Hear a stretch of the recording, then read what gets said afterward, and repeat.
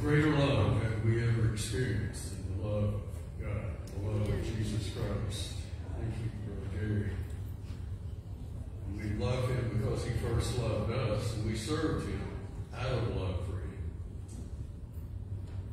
So would you take your Bible and turn with me to John chapter 15 this morning. John chapter 15, we'll be looking at verses 1 through 8. This is somewhat of a difficult passage to understand, and even greater difficulty to live. So, in honor of the Lord, would you stand as we read his word? This is the word of God, spoken by him, inspired by his Spirit, to men who wrote it so that we would have benefit of it today. John chapter 15, beginning in verse 1. I am the true vine, and my Father is the vine dresser. Every branch in me that does not bear fruit, he takes away, and every branch that bears fruit, he prunes so that it may bear more fruit. You're already clean because of the words which I have spoken to you. Abide in me and I in you. As the branch cannot bear fruit of itself unless it abides in the vine, so neither can you unless you abide in me. I am the vine, you are the branches. He who abides in me and I in him, he bears much fruit. For apart from me, you can do nothing. If anyone does not abide in me, he is thrown away as a branch and dries up, and they gather them and cast them into the fire, and they're burned. If you abide in me, and my words abide in you, ask whatever you wish, and it will be done for you. My Father is glorified in this, that you bear much fruit, and so prove to be my disciples. Let's pray. Father, we're so grateful for your love. A love that was demonstrated on the cross of Calvary. A love that we do not deserve, yet you pour it out on us daily. Father, we thank you for your presence with us and your promise never to leave us nor forsake us. And even now, Father, as we look into this, your word, would you guide our thoughts? Would you reveal yourself as only you can, so that we might see you, and having seen you, commit ourselves fully and totally to following you out of love for you, so that others might come to know you, and you alone be glorified. In the precious name of Jesus, who made it all possible, we pray. Amen. Amen. Please be seated. I want to set the context as we look into this passage. Jesus had been with his 12 disciples celebrating the Passover Seder, what we call nowadays the Last Supper.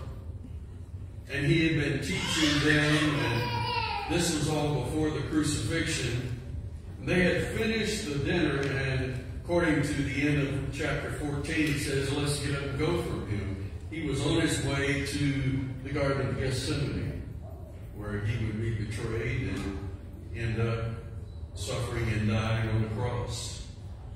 And in these verses, he uses something very familiar to the disciples as a metaphor to describe their relationship with him and how our relationship should be with him as well.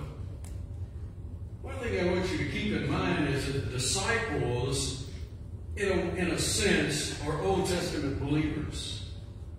They grew up, they were taught in the synagogues and in the temple under the Old Testament law.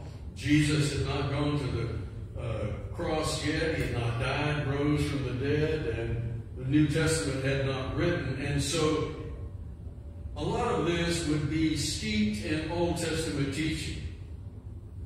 They would have understood this because in the Old Testament, the vine is a common symbol for Israel. I want to draw your attention to a couple of passages. In Psalm chapter 80, it says, "You removed a vine from Egypt." God is talking here, or speaking of God.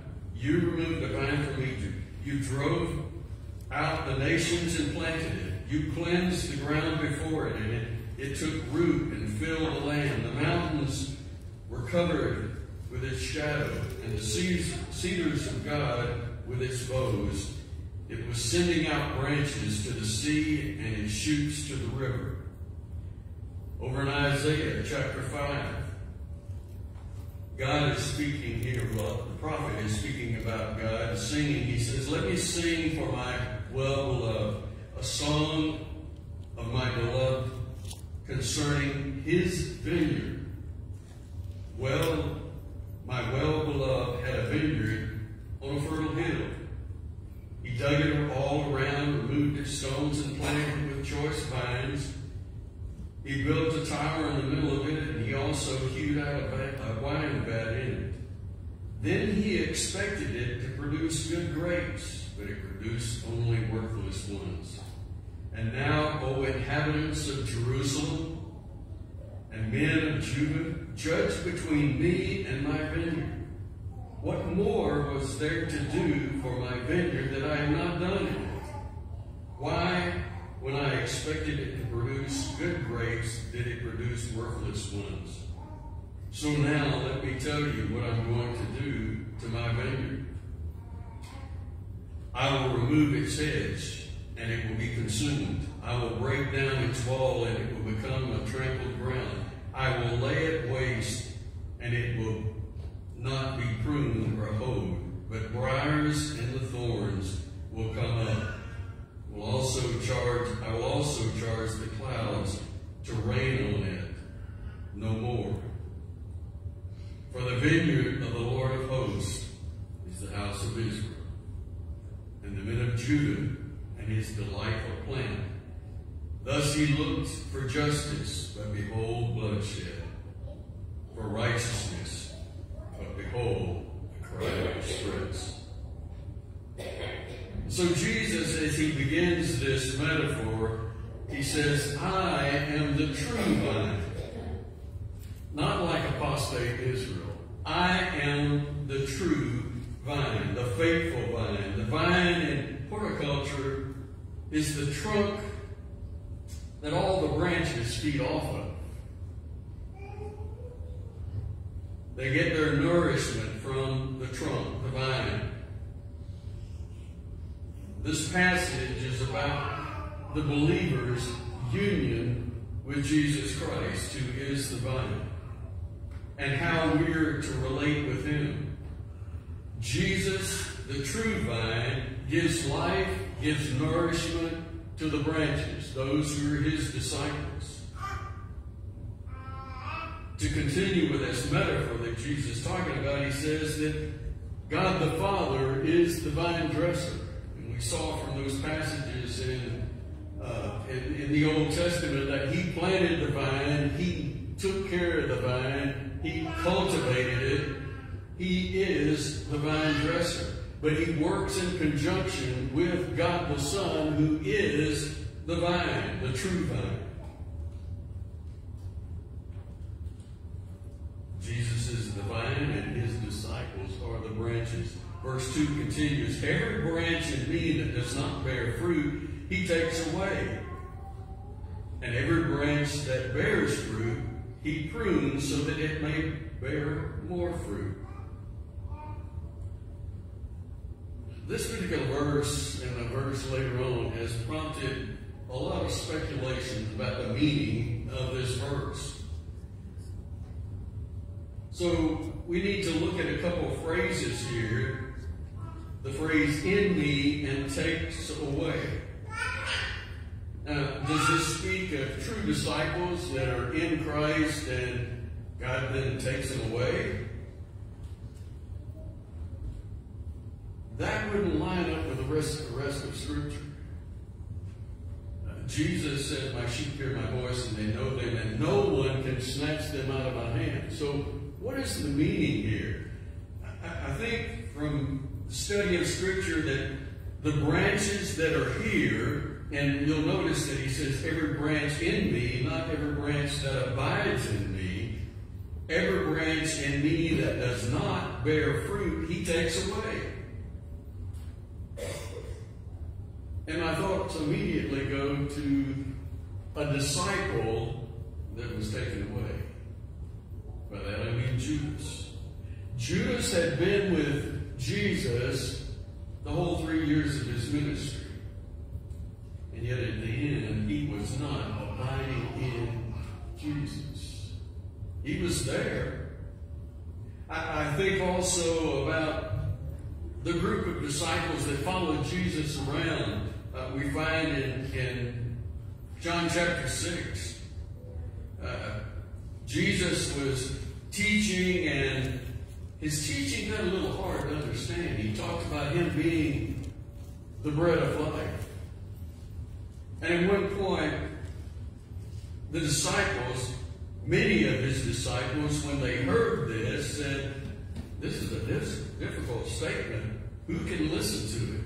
And Jesus continued to preach and teach about his life and what it meant to follow him. And in verse 66, it says, as a result of this, many of his disciples withdrew and were not walking with him anymore. These are people who claim to be disciples of Jesus, but never were. They were not fruit bearers. It is expected of branches of a vine to produce fruit. And the same is true of true disciples of Jesus. It is expected, anticipated, that we bear fruit if we are a disciple of Jesus. So it seems best to understand that these in verse 2, who are called disciples, were not fully committed to Jesus. They were not following Jesus for Jesus' sake. One passage, Jesus tells them that you just followed me because of the bread that I gave you. As I was studying this passage, I was reminded of a conversation I had with a friend, and he was telling me about a deacon that served in a church and was very faithful. And the deacon's wife was extremely faithful. She was always working, doing things, volunteering, leading preparation for fellowships and whatever needed to be done. And one day during a sermon, she came forward in response to the invitation. And she confessed that she had walked an aisle when she was a child and served in the church and did all kinds of things in the church, but she finally realized she had never put her trust in Jesus and committed her life to following him.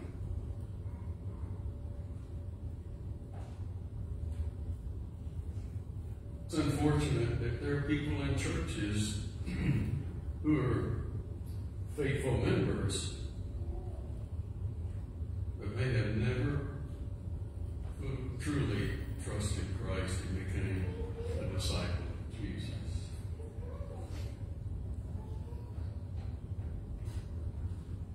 Jesus says that every branch that bears fruit, those branches that are truly disciples, God the Father prunes it so that it will bear more fruit. When I was a kid growing up on the farm, we had to go around and break off things that we call suckers. They were worthless on a stalk, didn't ever produce any product, any produce. They were just zapping away nourishment from the stalk. And so they needed to be broken off and thrown away. And Jesus tells us that that's what God the Father does with us. Those things that are of the flesh, those things that are not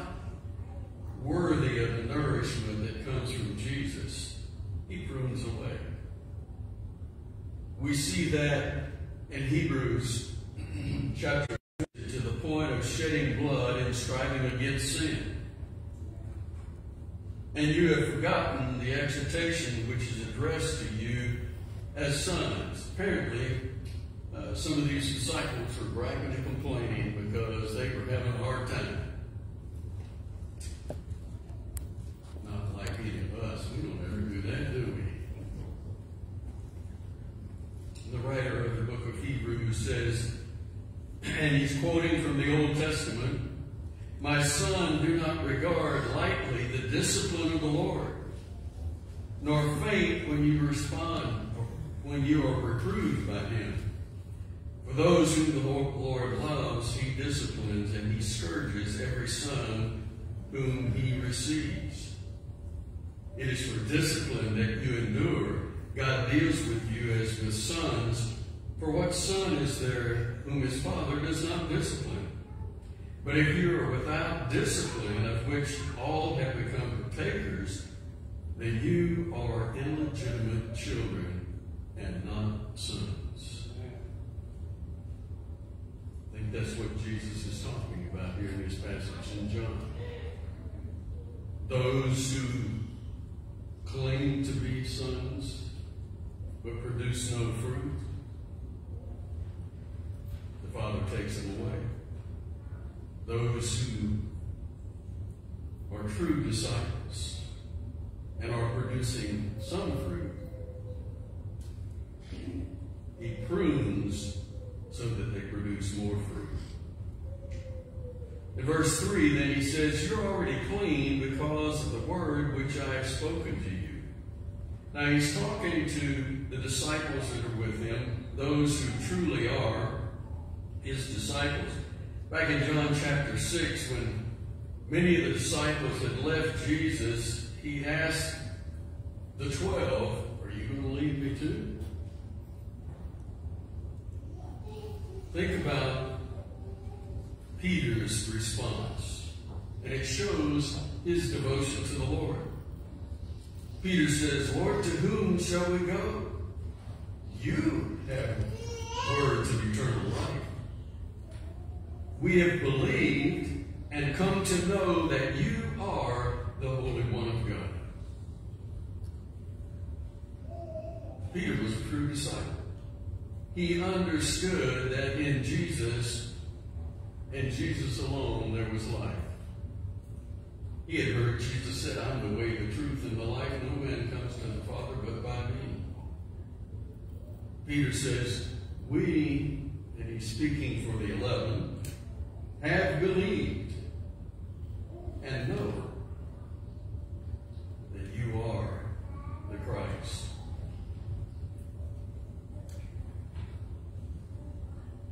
The disciples were clean by the word of the Lord. The writer of Hebrews says that the word of God is like a two-edged sword. It cuts to the very marrow.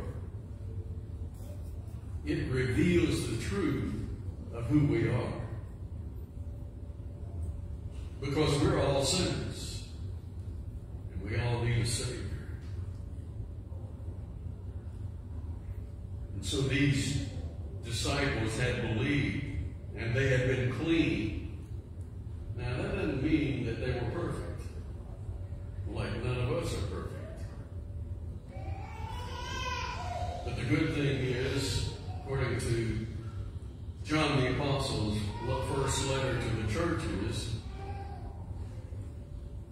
1 John 1:9, it says that if we confess our sins, he is faithful and righteous to forgive us and cleanse us from all unrighteousness.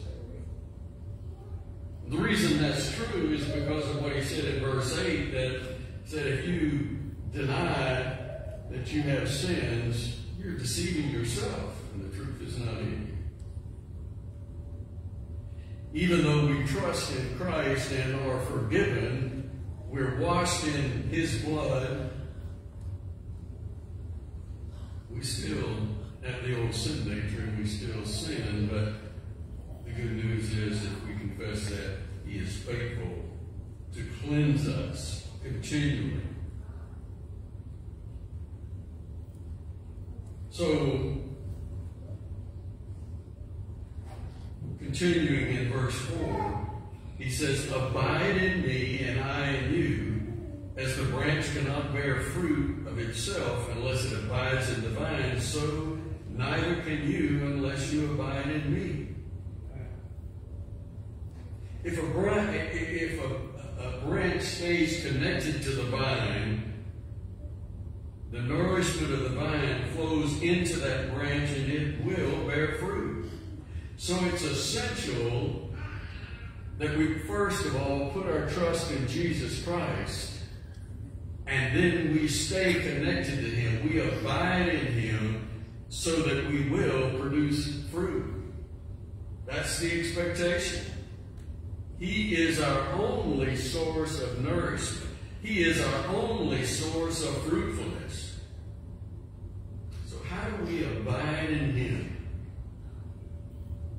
Well, 1 John, again, the writer of this says in 1 John 3:24, "The one who keeps His commandments abides in Him, and He in him." So by obeying God's word, it is proof that we are abiding in Christ and Christ is abiding in us, just like he talks about there in John 15. We know this, or we know by this, that He abides in us by the Spirit whom He has given to us. The presence of the Spirit reveals He's abiding with us, and the presence of the Spirit tells us, reveals to us that He is in us and we are in Him. And that occurs because our focus, though we are not perfect at it, our focus is abiding and obeying. Keeping His commandments and fellowship with Him in prayer and worship, we'll see later on in verse 7, is how we know we're abiding in Him. He continues in verse 5, "I'm the vine, you're the branches." Notice how many times he says this. "I'm the vine, you're the branches. He who abides in me and I in him, he bears much fruit. For apart from me, you can do nothing." Is abiding in Christ and bearing fruit important? It's critically important, or he wouldn't keep saying it over. In fact, he says abide 7 times in this passage. That should be an eye-opener, that this is important. We're to be in Him, following Him. Truth is, if you're not living an obedient lifestyle according to God's Word, you're not abiding in Jesus. Now, all of us slip up and disobey at times because the flesh is still there. But the truth is, when we do that, the Holy Spirit brings conviction and we confess and we are reunited in a sense, because we're always united with Him if we've truly trusted Him, but we're reconnected, drawing the nourishment that we need to accomplish what He calls us to do. It is essential to know Jesus through faith and therefore abide in Him, because apart from Him we can do nothing. Now, an unbeliever can do stuff.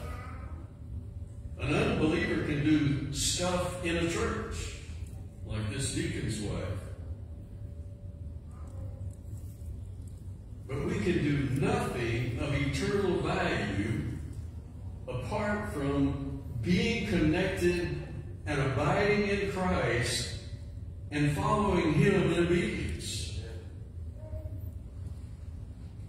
not doing stuff, if you will, doing works in response to the leadership of the Holy Spirit, we're not abiding in Christ. We're abiding in self.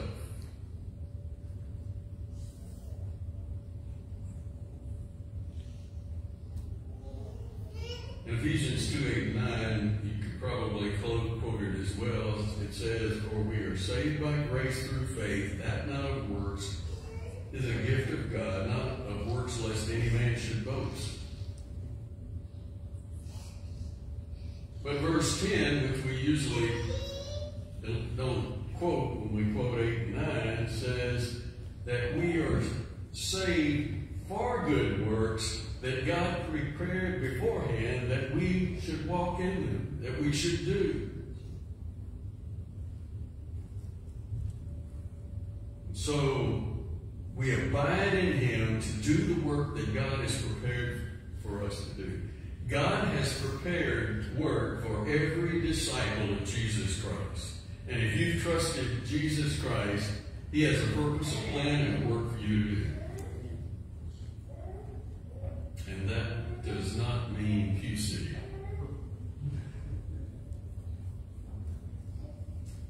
Verse 6. "If anyone does not abide in me, he is thrown away as a branch and dries up, and they gather them and cast them into the fire, and they burn." There are a lot of different ideas about the meaning of this verse.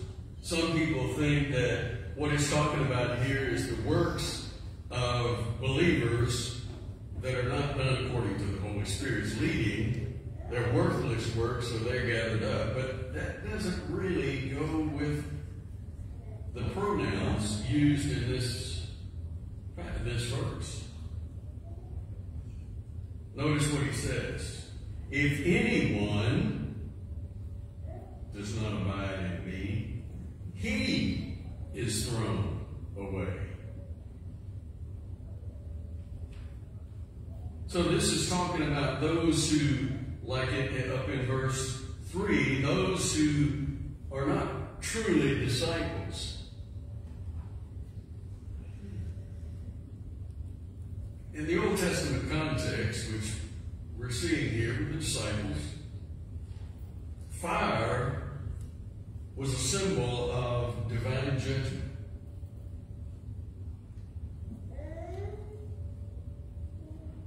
And unfortunately, if we've not put our trust in Jesus Christ for salvation, because we're all sinners, and what we deserve for our sin, rebellion against God, and that's what sin is, what we deserve is judgment.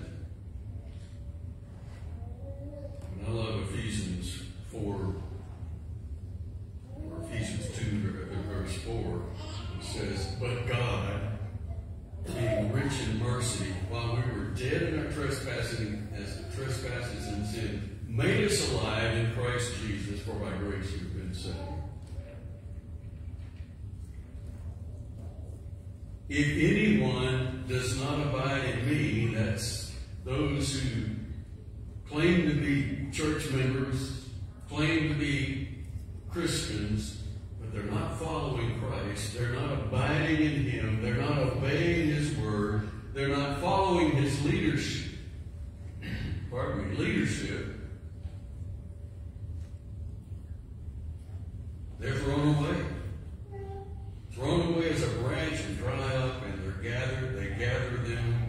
And I'm assuming here that they're probably, Jesus is talking about the angels that gathered them, and they're thrown in the fire, and they're burned. We know that occurs because in Revelation it tells us that those whose name is not written in the book of life are cast into the lake of fire forever.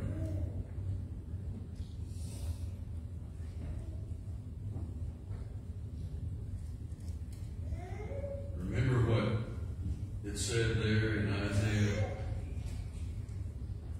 chapter 5, verse 4. "What more was there to do for my vineyard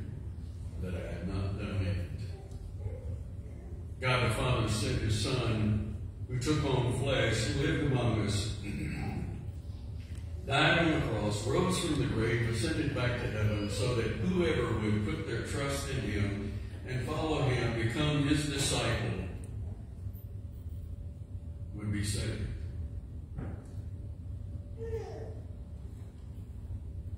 What more could God have done? Those who refuse and reject Jesus Christ, there's nothing more that could be done. They will be cast into the fire. Verse 7. If you abide in me and my words abide in you, ask what you wish, and it will be done for you. Now, this is not a carte blanche check to say, all I have to do is ask God and I got it. And there are people who preach that because of this and other verses. Because he says, ask whatever you wish and it'll be done for you. But this is conditional.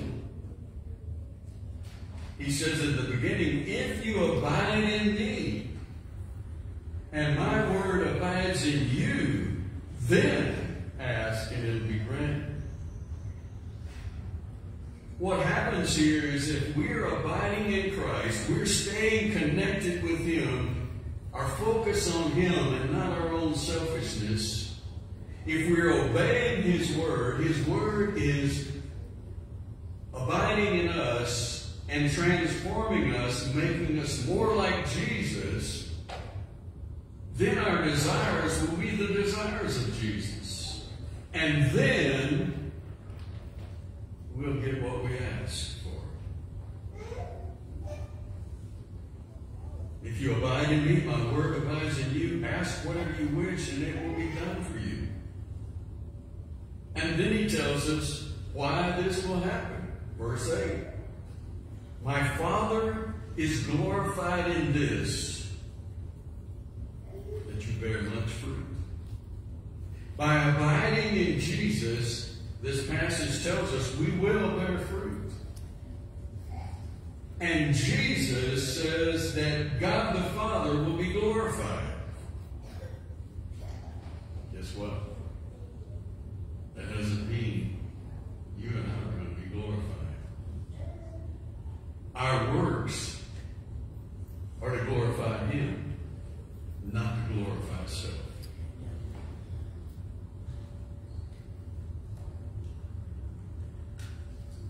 We need to have the attitude that it's all about him. It's not about us. We have been given so much.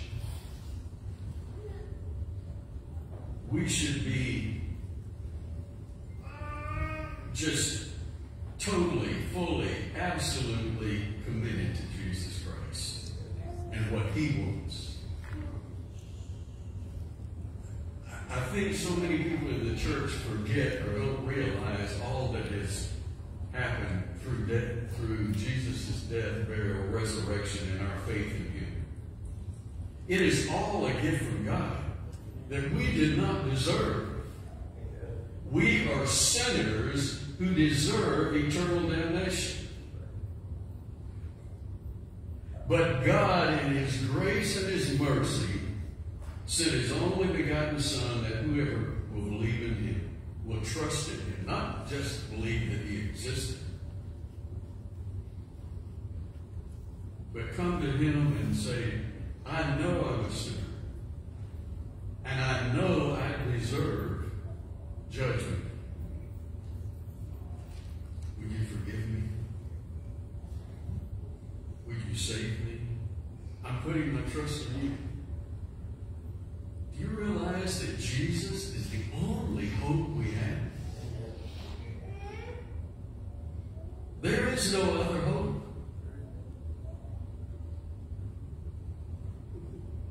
I can never be good enough to be accepted by God.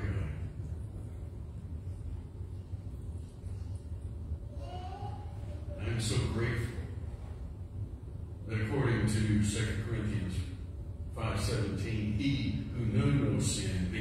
sin so that I might become the righteousness of God. Not my righteousness. Isaiah tells us that my righteousness is like filthy rags.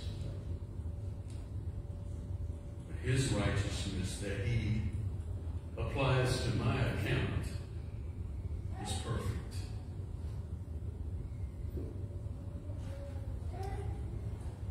So ask yourself today, are you abiding in Christ? Or are you playing church? There is no shame in saying, like this deacon's wife, I've been playing church all these years, and I realized I need to put my trust in Jesus.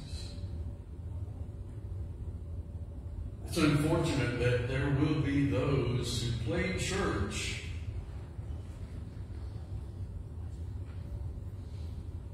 Listen to what Matthew 7 says. Jesus talking in Matthew 7. This is part of the Sermon on the Mount. He says, not everyone who says to me, Lord, Lord, will enter the kingdom of heaven, but he who does the will of my Father who is in heaven will enter into the kingdom. Many will say to me on that day, talking about the judgment day, when Jesus sits upon the great white throne of judgment, many will say to me on that day, did we not prophesy in your name? And in your name cast out demons, and in your name perform many miracles? Didn't we do all that work in church? And Jesus will declare to them, I never knew you. Depart from me.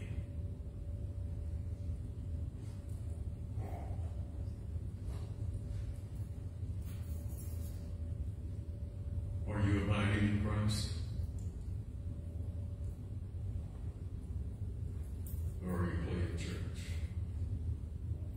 There's no shame in confessing I've been playing church now. I'm putting my trust in Christ. We're going to stand and sing an invitation hymn. And the invitation is from Jesus to come follow him and to serve him, to be his disciple. I'll be standing at the front, but Jesus calls. He says, all who come to me I will in no wise cast out.